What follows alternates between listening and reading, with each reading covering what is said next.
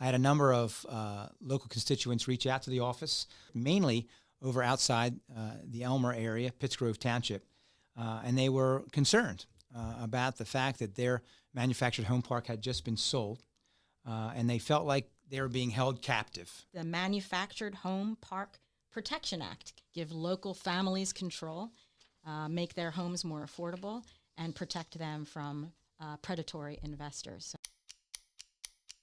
This is Assemblywoman Heather Simmons, and I'm here with Assemblyman Dave Bailey on this episode of State House Minute. Dave, we're going to talk a little bit today about one of your bills. This is the Manufactured Home Park Protection Act. Can you tell me a little bit about that? Yeah, thanks, Heather. Really excited about it. Just a few days into our opportunity to serve the 3rd District last January, I had a number of local constituents reach out to the office from manufactured home communities in our district, mainly over outside the Elmer area, Pittsgrove Township, and they were concerned about the fact that their manufactured home park had just been sold, and they felt like they were being held captive, that they weren't able to control the rent increases that were happening, that they weren't seeing the upgrades to capital issues, some things that are very important to them, the trimming of the trees, lighting, the ability to have some of the different buildings where they would congregate fixed, and rugs and things like that.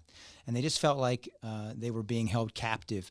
So folks who have manufactured homes, they own the home, but they don't own the property. So they rent the space, which is a very unique situation here in New Jersey and throughout the country. Yeah.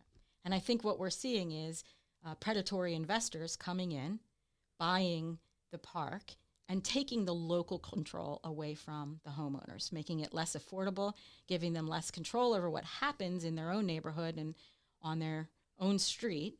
And this bill aims, if I'm correct, at helping them regain some of that control.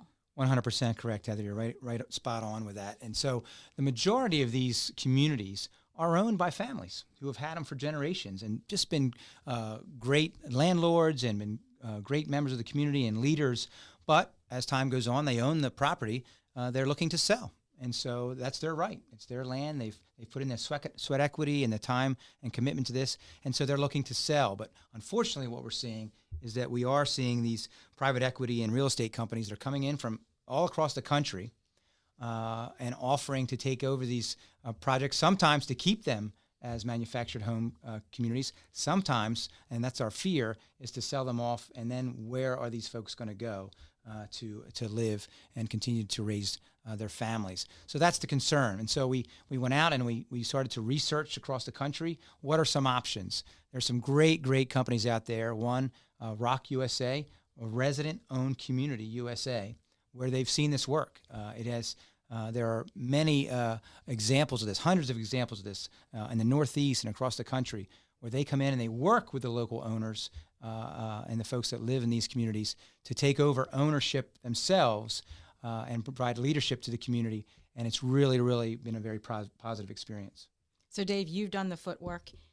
You've seen what works across the country, and you're really working hard to bring a practical solution here. Give local families control, make their homes more affordable, and protect them from predatory investors. So that's this episode of State House Minute, talking about another practical issue to make South Jersey more affordable and better for our families.